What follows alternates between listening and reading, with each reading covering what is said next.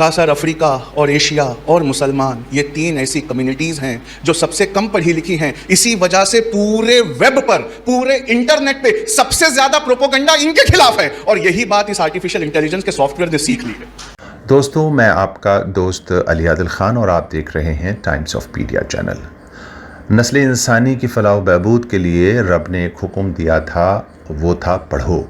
जिन कौमों ने रब के इस हुक्म को माना वो दुनिया की नंबर 1 कौम बन गई। जिन्होंने रब के इस हुक्म को छोड़ दिया तो फिर वो महकूम और मजलूम बन गई। सबसे ज़्यादा झूठे इल्ज़ामों में रिहा होने वाली जो कौम है वो कौन सी है? सबसे ज़्यादा दुनिया में महकूम और मजलूम कौन सी है? व्हाट्सएप और यूट्यूब चैनल हमें कैसे जेल पहुंचा देते हैं? इन तमाम पहलुओं पर बहुत ही मुफस्सल बात की है डॉक्टर समीर अहमद सिद्दीकी साहब ने। तो हम सीधे लिए चलते हैं आपको ब्राइट होराइजन्स फाउंडेशंस जो गुंटूर में है और वहाँ सुनवाते हैं डॉक्टर समीर अहमद सिद्दीकी की ये मोटिवेशनल स्पीच। तो आप ये मुलाहिज़ा फरमा लें।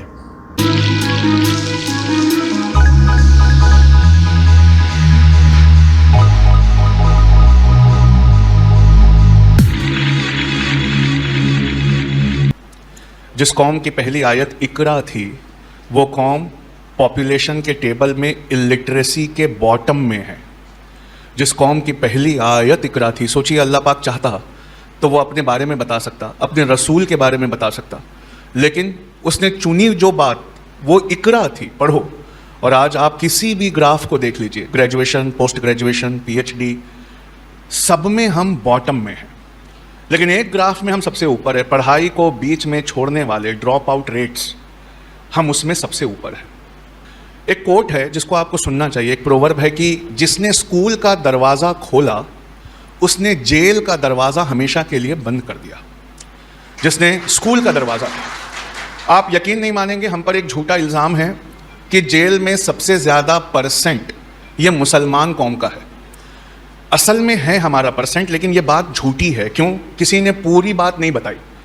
जेल में सबसे ज़्यादा बेगुनाह मुसलमान जिनका कोर्ट में केस भी नहीं लगाया जाता, वो कौम मुसलमानों की है। आप सोचिए, हमें एप्लीकेशन नहीं लिखना आता जिसको पढ़कर हमारा कोर्ट में केस लगे और हम बाइज्जत रिहा हो। इसीलिए आप ऐसी न्यूज़ जब सुनते हैं तो अंदर तक रूह हमारी तड़प जाती है कि 25 साल बाद किसी को बेगुनाह रिहा किया गया, 16 साल बाद किसी को बेगुनाह रिहा किया गया। मैं आपको एक लाइन सुनाऊं जो आपको रातों की नींद हराम कर दे।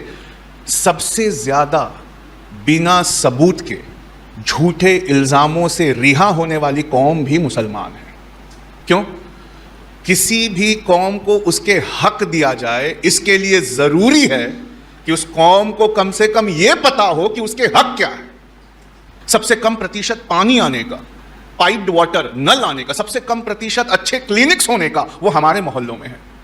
लेकिन एक चीज़ हमारे मोहल्लों में बहुत है, बैंक ने हमें रेड नोटिस एरिया डिक्लेयर किया हुआ है, वो हमें लोन नहीं देते। क्यों नहीं देते? क्योंकि हमारे वो लोग जो जानते हैं कि उनके साथ नाइंसाफ़ी हो रही है, लेकिन उन्हें कतई अंदाज़ा नहीं है कि इसके खिलाफ आवाज़ कहाँ उठाई जा सकती है। निष्पक्ष, ईमानदार और बेखौफ पत्रकारिता के मैदान में टाइम्स ऑफ पीडिया ऐसे तमाम नागरिकों को इनवाइट करता है जो पत्रकारिता को पेशा नहीं बल्कि अपना मिशन बनाना चाहते हैं। मुसलमानों को बस एक जगह पता है जहाँ वो आवाज़ उठाते हैं फ़र्ज़ समझकर, और वो व्हाट्सएप है। एक कोई डरावना मैसेज, एक कोई हमें डीमोरलाइज करने वाला मैसेज कहीं से आ जाए, हम उसे अपना फ़र्ज़े ऐन समझकर सारे ग्रुप्स में घुमा देते हैं और हम ये सोचते हैं कि हम कौम के लिए बहुत अच्छी चीज़ कर रहे हैं। नहीं, आप अपनी कौम को डीमोटिवेट कर रहे हैं, डीमोरलाइज कर रहे हैं। वो मैसेज उसी लिए बनाया गया था और आपने बिना पैसा लिए, आईटी सेल को तो भी पैसा मिलता है, आपको तो किसी ने 1 रुपया नहीं दिया, बिना पेड, बिना पैसा लिए उनका एजेंट बनकर आपने उस डर को हर जगह फैला दिया। क्यों? अगर हम पढ़े लिखे होते तो हमें ये बात समझ आती कि ये मैसेज क्यों ऐसा बनाया गया है, इसे डिलीट करना कितना ज़रूरी है। देखिए, मैं अमेरिका का आपको एक बात समझाता हूँ और फिर समझाता हूँ कि जो कौमें नहीं पढ़ती उनके साथ क्या होता है। अमेरिका में जज एक प्रोग्राम यूज़ करते हैं, आप सब व्हाट्सएप यूज़ करते हैं, जज एक प्रोग्राम यूज़ करते हैं, उसे कहते हैं कंपास। उसका फुल फॉर्म है कॉम्प्लेक्स प्रिजनर असेसमेंट सिस्टम। ये क्या करता है? सीसीटीवी कैमरों के जरिए जेल के अंदर कैदियों पे नजर रखता है और जज को बताता है कि कौन कौन सा कैदी इतना सुधर गया है कि उसे अभी रिहा कर देना चाहिए, उसे अभी छोड़ देना चाहिए। इस सॉफ्टवेयर के खिलाफ अमेरिका में केस हुआ। क्यों? हम सब जानते हैं कि यूएसए में लिटरेसी इतनी ज़्यादा है, वह अवेयरनेस ऑफ आवर राइट्स, अपने हक का अवेयरनेस इतना ज़्यादा है। केस क्या हुआ वो सुनिए कि ये सॉफ्टवेयर जो कैदियों के चाल चलन पे नजर रख के उन्हें जल्दी छोड़ने में जजेस को सजेशन देता है, ये सॉफ्टवेयर कभी काली चमड़ी वालों को, अफ्रीका से आए लोगों को, एशिया से आए लोगों को और खासकर मुसलमानों को रिहा करने के लिए सजेस्ट नहीं करता है। उन्हें छोड़ने के लिए कभी जजों को नहीं बोलता है। जजों ने कहा ऐसे कैसे? उस सॉफ्टवेयर को सामने लाओ। कहा ये सॉफ्टवेयर कैसे काम करता है? कहा सर ये आर्टिफिशियल इंटेलिजेंस है, ये खुद सीखता है। तो जज ने जोर से हंस के कहा कि इंसान जैसे पेश आते हैं अब क्या सॉफ्टवेयर भी वैसे पेश आने लगे? ये अपने से सीखकर एशिया के लोगों से, अफ्रीका के लोगों से रेसिस्ट होकर नफरत क्यों करने लगा? ये मुसलमानों के प्रोपोगंडा को क्या सुनता है? ये मुसलमानों से नफरत क्यों करने लगा? क्या ये रेसिस्ट है? कहा सर असल में ये रेसिस्ट नहीं था लेकिन हो गया। कहा सॉफ्टवेयर रेसिस्ट हो गया कैसे?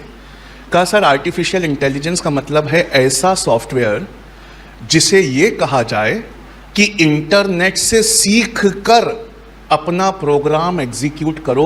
उसे कोई इंसान नहीं सिखाता, वो इंटरनेट से खुद सीखता है। का मिसाल? का सर जैसे यूट्यूब, जो वीडियो हम देखते हैं, वीडियो को लाइक करते हैं, शेयर करते हैं, यूट्यूब का एल्गोरिदम, वहां कोई इंसान नहीं है, यूट्यूब का एल्गोरिदम समझ जाता है अच्छा इसी तरह के वीडियो इनको दिखाना चाहिए। उसी तरह ये सॉफ्टवेयर अपने आप सीखता है। तो कहा जब अपने आप सीखता है तो इन लोगों के खिलाफ कैसे सीखा? तो वकील ने जो कहा था वो सुनने लायक है। कहा सर अफ्रीका और एशिया और मुसलमान ये तीन ऐसी कम्युनिटीज़ हैं जो सबसे कम पढ़ी लिखी हैं। इसी वजह से पूरे वेब पर, पूरे इंटरनेट पे सबसे ज़्यादा प्रोपोगंडा इनके खिलाफ है और यही बात इस आर्टिफिशियल इंटेलिजेंस के सॉफ्टवेयर ने सीख ली है।